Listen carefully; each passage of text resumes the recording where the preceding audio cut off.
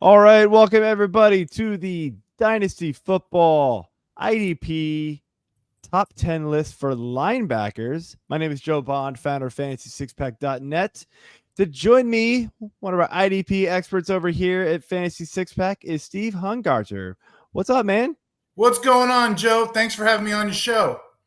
Yeah, man. This is your show. I'm just here Is it? to drive the car a little bit. You are All going to be the right. one giving all of the expert analysis because IDP is not my thing. You know It is what, yours. Joe? You're cutting yourself short. You really are. I just want to show you some gratitude. I was on Google the other day and I was looking up, who are the most accurate fantasy football experts. And I clicked the link and you came up number 3. But not for IDP. But yeah. To toot my own horn, I was number 4, but you were number 3. So I really feel like we come together, we can put together a powerful show. But IDP and offense, there's a lot of things that correlate, and I'm hoping we can kind of put that together on this episode. Absolutely. All right. Well, before we jump into that, just want to go through the quick business. Hit that subscribe button, hit that like button, leave those comments. We appreciate it. And of course, jump over to fantasysixpack.net/plans, become an all access member. We are going full steam ahead right now with baseball content as well. So if you play that, we've got our cheat sheets, our projections, all that kind of stuff going. And of course, football is all year round. So go ahead and go in there and subscribe to become a member. There's a lot of great stuff over there, including Steve's rankings and mine as well. But yeah, without further ado, man, let's jump into this, shall we? So I just want to give everybody a little sneak preview. So what we got going on over here at Fantasy Six Pack. This is your article. Over here, this is the top 10 IDP Dynasty Football linebacker rankings. You've got like your full set of rankings over here as well, but this is just like a little sneak preview as to your rankings as of today. So you're jumping through 10 through everything. So you're doing this for defensive linemen and DBs as well. You can find those on the site. But this is what we got going on there. So just wanted to kind of share that with everybody.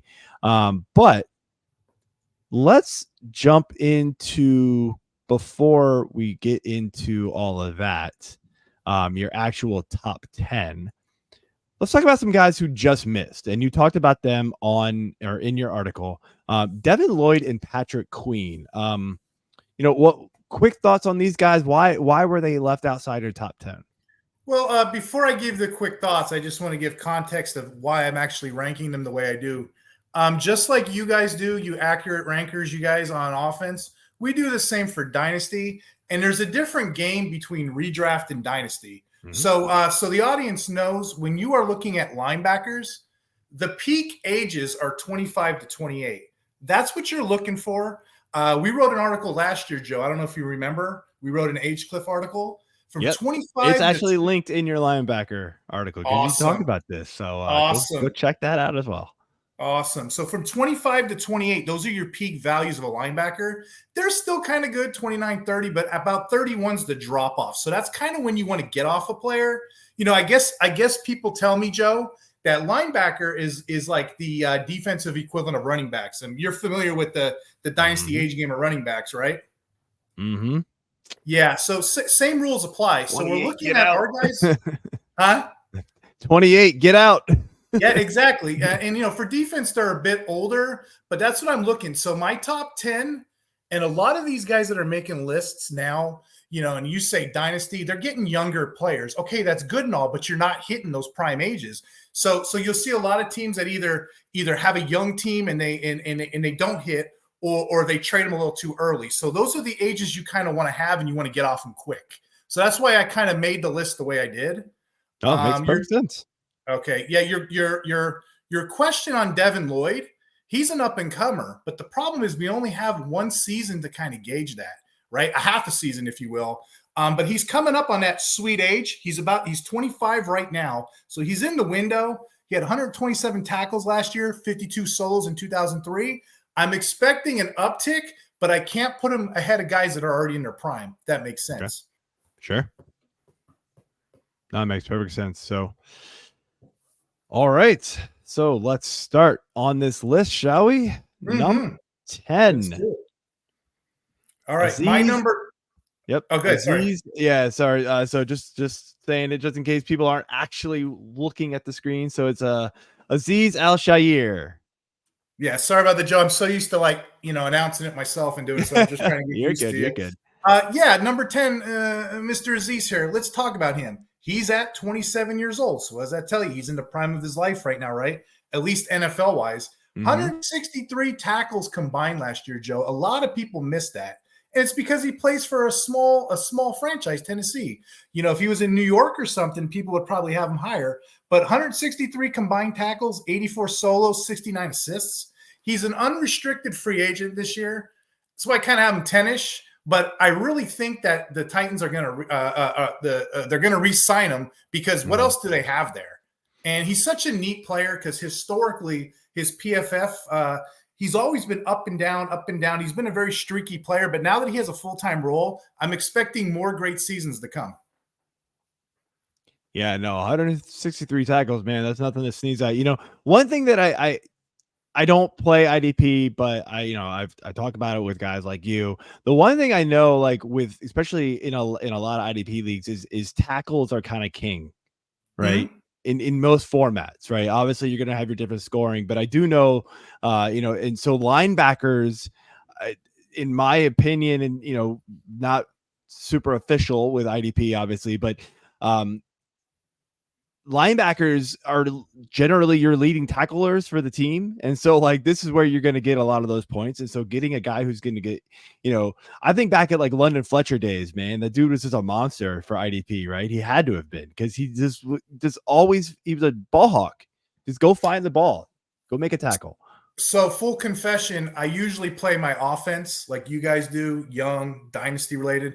I usually play my defense a lot redraft, get those guys, just trim and burn them. But when you're playing on 7-on-11s or 32 team leagues, or Joe, I just joined this international league over in Europe. There's 38 teams. It's insane right now, right? You got to really think. You got to really think the offense, defense, where you want to evaluate. So for our list exclusively, if we're playing a dynasty game, okay, yeah, the tackles are great. The start is up, but we're looking at that age. Anything outside of that in their 30s, 33, yeah, I'd probably rank them higher on a redraft, say like a Bobby Wagner type. Anybody younger than that, yeah, I'll be mindful of them because there's a couple on this list, but I need to see a little bit more before I rank them 1 and 2 and 3 and so forth. Makes sense. So, all right, let's jump into your number 9, and we got Mr. TJ Edwards. Yeah, Mr. Edwards, age of 27 years old. He's another one of those linebackers in his prime right now. Okay. They overproduced for dynasty managers. In 2003, he had 155 tackles. That's 7th in the NFL. Career highs, sacks, 2.5, stops, 61, interceptions, 3. And, of course, he's always good for a fumble recovery or 2. TJ Edwards, most of the year I ranked him in the top 4. Any given week, that guy's going to go off, and he's on a team that needs that outstanding production. Because let's face it, the NFC North loves to run the ball. Yes, and I think, unfortunately, the Chicago Bears are never going to be one of those teams that are going to be able to rely on offense, not anytime soon, at least. Right. We'll see. Maybe they'll get Caleb Williams, and everything will change. But who knows? But yeah, no, this guy's a stud. Again, another tackle machine, and goes right into the kind of the what I was talking about before. Yeah, I mean, the Bears, man, they're loaded on defense. It seems like they're always got big playmakers on defense. Back in the day, they've just always had dudes. There's a guy later down your list that was on the Bears that is now, somewhere else, and he's still top notch. So they just always seem to find ways to make it happen over there. So yeah, number 9, that's a good one there. So ready for number 8? Sure. All right, we got Quay Walker of the Green Bay Packers. Thoughts on him? Yeah, Quay Walker is more of a science fiction pick for me. He's more of a fantasy pick for me. He's more of a speculative stash. But we've seen the booms. We've seen the booms and busts. And some dynasty rankers right now, they have him lower, they have him higher. I think 8 is perfect, and I'm going to explain. Okay. Depending who you talk to, Joe, I mean, you're going to say, oh, Quay Walker had a successful season or he didn't. Well, let's look at the negative before we do the good, okay? The negative on him is it's actually rather simple, really. Oh, he had a bad season because he got hurt. Well, let's look at that. He came back anyway in 2003. Above everything else, he rose above it. He had 118 tackles, 59 solos, okay? Yes, that was a bit of a steep considering he had 121 the year before. But if you look at it as a rookie, he missed 3 games this year. So if you put all that into account, he's going to be a top flight linebacker. And then I'm going to give you something positive here to go with this, okay? The first 4 weeks of the season, if you guys were to pull stats, which is kind of what I like to do when I'm ranking, and I'm over here at the Fantasy Six Pack ranking, go ahead and look at his stats. The first 4 weeks of the season, a healthy Walker with no injuries, he had 2 17 tackle performances in the first 4 games of the year. So 50% of the time, a healthy Walker is giving us 17 tackles. There was only one other player that was doing that. That's a Bobby Wagner. But still, now playing a full-time role, this is the point I want to kind of get cross with Mr. Walker. Playing a full-time role, something he hasn't done for a while now, but we had 8 out of 9 weeks of that. Expect that to conclude on a full body work of a full season. Yeah, he finished strong too, 9, 11, and 9 tackles. So you're kind of talking about that injury time, that he might have been playing through it. It looks like maybe a little bit 6, 5, and 6 tackles. But yeah, he finished strong. Yeah, 17 and 19 tackles in one game. That is phenomenal. Unheard of. So yeah. One thing. So this is kind of the opposite, right? So you talked about kind of finding guys like near or in that peak range, right? He's 23. Yes. Why does he kind of bust that mold of yours? Well, he bust the mold down at 8. I kind of have him buried down a little bit, but I've been mindful of him this whole time because, again, a younger guy, I don't mind busting the mold a little, put him on a list. They're a bit older. I might put him on a redraft. But, yeah, he's up and coming. If you get him now at number 8 or so as a dynasty stash, the only problem is everybody's waiting for the boom. And we kind of already seen it. So maybe we're a little bit behind a little bit. But a lot of these guys, you'll see another one coming up soon too. A lot of these guys, they're a little bit ahead of the power, which is fine. Defensive line, I'll give you one. Aiden Hutchinson right now. He's a year or two ahead of his projections. But if you look at the last 5 games of the year, he was number 1 in sacks. Yeah. Okay. So the reason I got him here is because I expect him to go even higher. We're talking top 5 in the next whatever. So if you don't get him now, you're never going to get him. Kind of like a stock or a stock in bonds. Yeah, and for Hutchinson, I mean, when you're the number 1 pick of the draft, like that's they're you're kind of expected to be ahead of the curve. So same thing with Quay Walker. He was, I think he was drafted first round of his NFL 2 years ago. He was a top 2 linebacker. He has all the pedigree. He's starting to pop now, and we're starting to see it. And that's when you see it when you look at the last 5 games of the season. His were the last 8 out of 9. His body of work, his full body of work with a full season, he's going to be valuable in Dynasty. Yeah, absolutely. So the age thing is a ruler guide. I don't necessarily it's not like absolute. I will use it as a ruler guide to kind of shift my players around. Absolutely. No, I totally agree with you, man. I'm just asking the questions because it's good information for the viewers to see and hear. So number 7, we got Quincy Williams of the I'm blanking on the team. New York Jets. Sorry, drafted by the Jags. 139 total tackles here, 95 solo. That is elite. Why is he breaking the list at number 7? And that's what, and you nailed it on the head, Joe, when you're talking about his solo tackles. If you pull any advanced stats on him, stops, run defense, coverage, he's doing it. Now he had a couple down weeks this year, people will say, but that's not indicative of the player. That's indicative of the bad franchise of the Jets. If you leave these guys on the field for 50 minutes a game, they're going to get cooked, But expect this 27-year-old to not only repeat in this friendly system, but to continue doing it for a while. Yeah. So any thought that I think we expect Aaron Rodgers to return. The offense is a little more efficient. Maybe it takes the defense off the field a little bit more.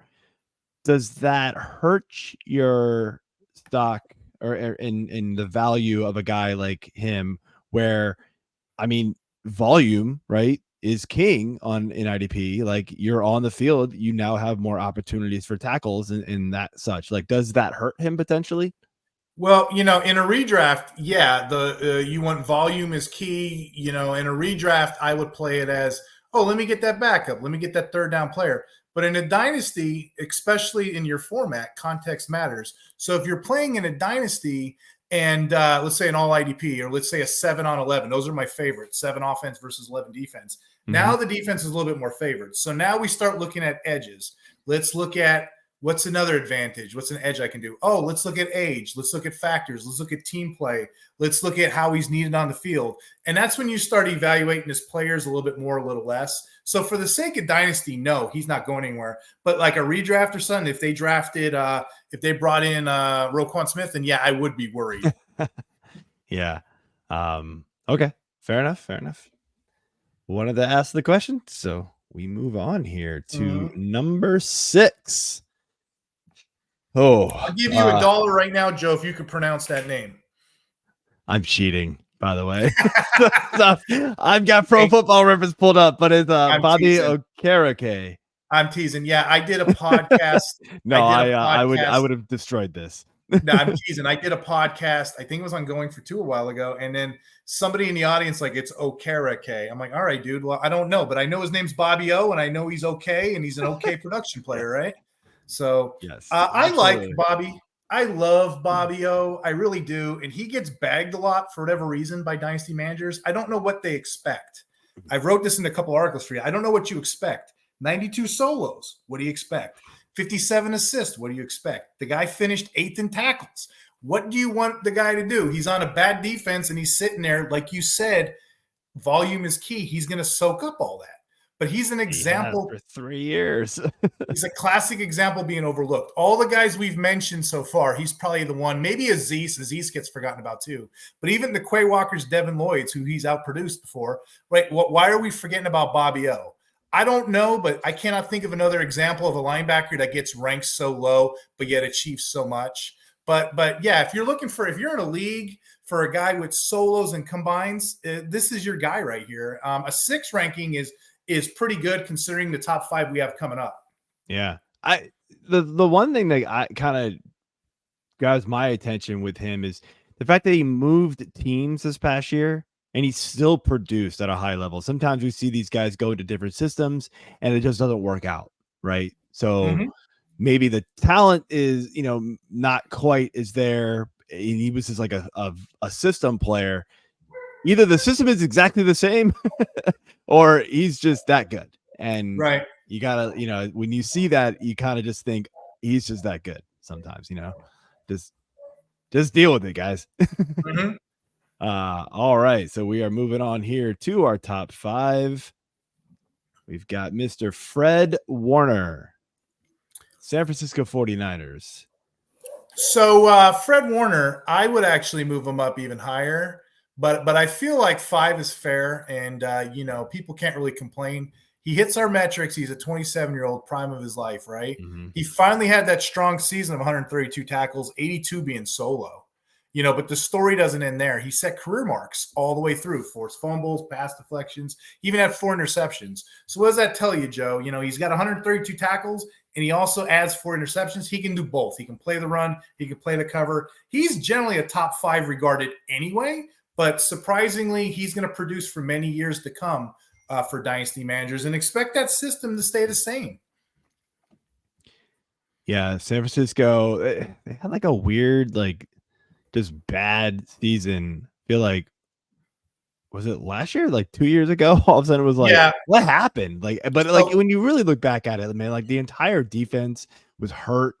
It was just weird. But immediately they jumped back to just elite level defense. So yeah, that's a smart question, smart analysis there too. So with the 49ers, generally the bag on him is Greenlaw outplays him, or if he doesn't, he's pretty close to him, because the way they used to play those guys, for whatever reason this year, this system, he finally figured it out. And he's young enough to continue that. So if the system and everything stays in place, good.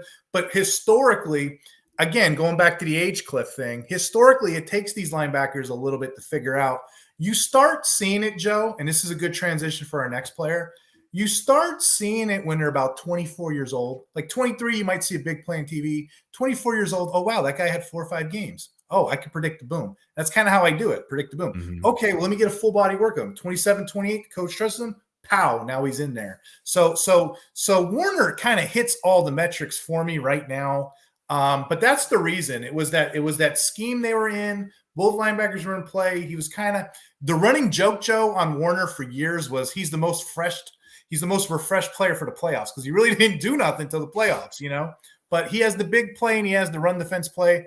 Again, on a dynasty spectrum, what we're talking about, these youthful, well, I don't know about you, 27 is not really youthful, but for IDP it is, right? For IDP it is. We're a couple of years. We want the older guys a little bit. Maybe it just takes him a little bit longer to figure it out, but he's right now in the prime of his life, and you can see it on tape. Yeah, I mean, I'm looking at his stats. He's had no less than 118 tackles in any of his seasons. He's been above 120 in all the other ones. In fact, the last 3 he's been above 130. That's right. I mean, that's great stuff right there. So, you know, and the one thing I'll say, and maybe, you know, Steve, tell me if I'm wrong with your rankings, but like, look, especially for Dynasty, right? You're not always ranking for, you know, oh, he's going to have the best season next season. Well, that wouldn't be a Dynasty ranking, right? You're talking about longevity at this point. And so, yeah, maybe next year, even a guy below him on this list might outperform Fred Warner, but over 3, 4, or 5 years, a Dynasty window, Fred Warner is going to be a more consistent, better player. And so, tell me if I'm wrong with your rankings, but I feel like that no, you're absolutely correct. It's like milk in the fridge. Okay, I know this milk's going to expire soon. This is refreshed, right? So let's get the player that I can get maximum value out of. Consider Dynasty like a league that no one's trading. I hate those leagues. Okay, no one's trading. This guy's gonna be on my taxi squad. So how do I use the most value out of these guys? Okay, well, I can be on this guy for so long. I can be on this guy for so long. But I don't want to pick him up too early because he's going to clog my roster. But I don't want to keep him too long because maybe I can get off him and get something better. So expect quality play out of Fred Warner for quite a while. And like I said, that age cliff, you can still get 28, 29, 30, and it starts to go down just a little bit. And there's guys that break this all the time, Joe, for better or for worse. This next guy's for better, but they break it all the time. So, you know, you just got to figure out, okay, when do I want to get off? And you, in your offensive side of the ball, you guys are classic examples of that. When you trade CMC, when you trade Derrick Henry. I mean, we can talk for hours on that, right? Yeah, I think I've done mostly well with my offensive dynasty trades. Like I got rid of D-Hop. You know, he's had a couple good games, but I got rid of him last year. I was like, I'm done. I team was rebuilding. I took over an offensive expansion, you know, it's a money league, and I won. And my players, I'm like, okay, I can work with this. But I can't sell D-Hop to save my life. So you're a better manager than I am. He had like 3 good games in a row last year, and I was like, I'm out. Anybody want him? That's when you do it. You got to get him. I did the same thing with Mike Williams 2 years ago when he started off hot. And I know he's a younger guy too, but I've been super frustrated with him in Dynasty. And I mean, this year, perfect example, just injured again. And I'm just like, I'm so glad I sold. It just sucks my draft picks have completely busted that I've gotten out of all of them. So I need to do better there. It is what it is. I don't claim to be the best dynasty player out there. Hit me up in redraft leagues. All right, let's get on to this number 4 that you've been alluding to here. And we got Mr. Nick Bolton. So I don't know how you are, Joe, but you know, sure, on the offensive side of the ball, you're doing rankings, you feel cocky, you feel confident, right? You got to do those flag plants sometimes, don't you? You put that flag plant down. This is my player. I don't know who you got on offense, but you know, defense is a little more, you know, niche. This is kind of my flag plant. This is my, okay, forget what I just said. This is what I'm saying. Nick Bolton, he's young, dude. He's just turning 24. Okay. But another part of Dynasty that we forget, let's look at the historical data. Let's look at the last 2-3 years. Before this injury this year, before the injury, and we're starting to see it now popping during the playoffs and whatnot. Let's go back to 2002. Let's go, or 2022. Wow, 2002. Holy cow. That won't work. Let's go to 2022. Okay. He finished second in tackles with 180 combined. Second. Early drafts last year, he was a top 3 linebacker in best balls and whatnot. So me putting him 4 is my flag plant because I know I'm not going to put him 3, whatever. But if I put him at 4 and he pops at 3 or 2, dynasty managers are going to be happy out there. But savvy managers know this name. He may not have hit whatever, but savvy managers are going to take advantage of a Nick Bolton down year and try to trade for this player. Yeah, get him off a down year. He's still young. You just gotta hope you recover and from any injury at this point, at this age. And yeah, I mean, 180 tackles, that's absurd. You don't see that very often. So, and he just got hurt this year, so that was the problem. And then trying to fit back in, and they got yeah. The one thing I'll say though, man, like I brought this up. I was on the RotoWire like Super Bowl podathon or whatever he was calling it, the Super Bowl special thing. And I brought up the fact that like I think a lot of people just think when you think of the Kansas City Chiefs, the first thing that pops in your mind is Pat Mahomes, really good offense, Travis Kelce, and just slinging the ball down the field, scoring points. It didn't really happen this year. Like they kind of shifted gears and became a more defensive oriented team. And so I don't know if you watch this, Joe, but if you look at the line when the line pulls, when a team's running zone because there's zone passing and there's zone running. And the Chiefs have switched, like you said, to a lot of off-tackle running, and they're less of a pass-happy team. Yeah. I mean, and look, you can just go look at the fantasy scoring rankings for quarterbacks. If I had to ask you right now, unless you just looked it up, I don't even know. Do you know where Pat Mahomes finished? I'm gonna 7th. I don't know. 8th. So okay. Close. Yeah, I knew. Yeah, I knew it was a down year. I didn't know which one. Yeah, but I mean, like you think about it, like it's not that he was a bad quarterback, right? He's still one of the best quarterbacks in the league, but he didn't need to be doing what he usually does. And like last year, he threw like 50 something touchdowns. Like he didn't need to do that this year. They were still winning games. So. And now they're back in the Super Bowl. So Pat Mahomes does Pat Mahomes things, but he realized he can rely on a defense, and that's just going to help a guy out like Nick Bolton, man. He's going to be able to take advantage of having a strong defensive team, and get back into maybe not 180 tackles, but he'll be in good shape there. So, all right, number 3, Ernest Jones. That thought that you just said, Joe, isn't that the truth? I don't know if you look at the statistics on that. Pass-happy teams, they get to the playoffs, right? But running teams and defensive teams win the Super Bowl, do they not? So I think maybe they changed it up a bit. Look at the year the Rams went. I mean, Stafford's playing like he's 24 years old, but he's not. But guess who is 24 years old? Ernest Jones. At 24 years old, this guy broke the team franchise record with 145 tackles on the season. Okay, he cemented himself as an every down player, and he wears the green dot. There's a lot of places that have him as their number 1, and I'm like, it makes no sense. He's still young. He's still maturing. He's still blossoming. He will put up stats for us, but we still got to put the Kings in front of him. But Ernest Jones, highly regarded. There's no one else really there that's name brand. If you had to name 6 other Ram defenders, I doubt. Let's see, can you? I don't think I could. Let's see. Brandon Holt. I could probably do it if I had to, but the Rams are like a no-name defense, and he's like your only true star. Yeah, it's it's funny because the Rams, Aaron Donald, right? It's the only other guy I know. I mean, he's been the cream of the crop for a long time. I mean, I'm funny, but how much longer are he going to be there? I'm being funny. I can name him Kobe Turner, Vic Falkenberg. What the heck is that? That sounds like an 80s rock band. You know what I mean? Like, these are guys on this team. It's just like, okay, so they don't really have much. They're in salary cap kind of hell. Ernest Jones is going to be your dude. He's going to be your fixture for years to come. He's only 24. He does all the things they want. Yeah, I could put him higher, but I won't, because there's better players there that maybe dynasty managers are fading because they don't really understand how age cliffs work. So give me the other 2 over him. but I take him higher over anybody else, though. Yeah, no. All right, let's jump into your number 2, and I'm gonna have fun saying this name. Foyesade. You, you're gonna make me say it, aren't you? I'm waiting. So we're gonna say Foy. Sade. Oluokun. You know, Joe, I've heard it Oluokun, I've heard it Oluokun. I don't think anybody knows. Maybe his mom knows. That's the only one.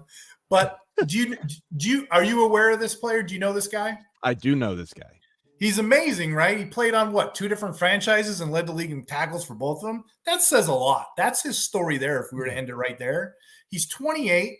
He turns 29 in August, okay? Right in those prime year windows. Again, 29 is not old for a linebacker. It's not old for a defender. It really isn't. He's going to have more years to come, especially the way that team runs. Oluokun now, I said 3 consecutive seasons. He has 111 solos and 62 assists on 61 stops last year. That just further illustrates my point, what kind of player and what kind of production you're going to get out of him. Yeah, I mean, 192, 184, then 173 tackles. That's crazy. And he's over 100 solo tackles every single year, those years as well. This guy's a machine. He's all over the field. And I'll be honest with you, man. Like, I was reading, some of your stuff, and that was posted on Fantasy Six Pack, and that's how I kind of, like, I'd heard the name, but I never really was, I'm not a big IDP guy, so I tend to ignore that side of the ball, unfortunately, a little more than I probably should. But I was reading, and I was like, damn, all right, that guy is like legit. Like, you gotta bring it, you brought attention to him that otherwise would not have been there for me. So, all right, number 1. I think everybody knows who it is by now. Right, and it's Roquan Smith, and these numbers of course my computer's not going to work. What's that? Oh, my thing isn't working. That's okay. I can roll with it. Roquan Smith, number 1. We all know who this guy is. Okay. The numbers aren't going to do this one justice. It really isn't. They're not going to do this justice because the Ravens, and you alluded to this earlier with the Jets, they're kind of a team-based defense. So think of him more like the linchpin. He's the hand grenade, the linchpin. He gets everyone else better. He puts everyone in their spots. He puts everyone in position. So he's more of a team player this year as opposed to seasons past. But at 26 years old, he's still producing, and he's producing at a high level, entering those peak years, mind you. We're about to hit these peak years. His 2023 season was 84 tackles, 74 assists, 47 stops. But what's telling is his run grade. His run grade was a 71.1. He has more life to give. He has more football out there. He has more production to come. And furthermore, let me just throw one more thing. Let me just sprinkle one more thing in there. Patrick McQueen is almost virtually gone in free agency. I don't see a way that they're going to keep him. But again, I'm not a GM either. But if Queen goes, it's the Smith show, and maybe second-year player Trenton Simpson. So, and that might be somebody to look at. But yeah, it's Smith, number 1 still. If you're a dynasty manager, expect quite a few years out of this guy. Yeah, this guy is a monster. I mean, like you said, it's funny. Like you brought him, you put him on here, and I remember thinking to myself, like, man, I feel like the stats really weren't there, but you brought up so many good points with just how, the opportunity, the system that he's in, this team that he plays for, and like he's everywhere. Like every single play you watch for the Ravens, and I live in the area, so we get I see a lot of the games. He is always there. There's like 2 players on that defense. It's just like, it's him and Kyle Hamilton. It's like, who's making the tackles? It's probably one of those 2. It's what it always felt like, right? Those 2 are just incredible. So yeah, I like this as the number 1. For sure. He's been an elite player forever. Joe, and you bring up a good point. These are like my trade targets. These are my dynasty darlings, So I try to get players in that window, and I try to get off players that are not in that window. So that's kind of how I use to evaluate this list. No, it's great stuff. And yeah, you can go ahead and check these out on fantasy6pack.net. The link to the article will be in the description, so go ahead and check that out, or you can just go to the site and find it yourself. It's all there. It's pretty easy to find. So all right, Steve, let everybody know where they can find you and what else you got going on this off season right now. Yeah, so I got 2 upcoming things. I'm going to be working with Joe Pepe. We're going to be doing team-by-team analysis. But what just came out today is I'm going to be working with Aaron St. Dennis. We're going to be doing risers and fallers throughout the season. So look for that on his handle's The Mad Scientist. You know, mine's IDP Hunter. I'm over here writing content, great content for the great Joe Bond. Okay, I'll be doing waivers, rankings, and whatever else content that is on the schedule. Look for me to do it. And I'm over on IDP Guys too. And just hit me up, follow me on Twitter. Please follow me on Twitter, ask me questions, and I'll get back to you. Yep, absolutely, man. Go definitely recommend checking them out. They definitely know it's stuff.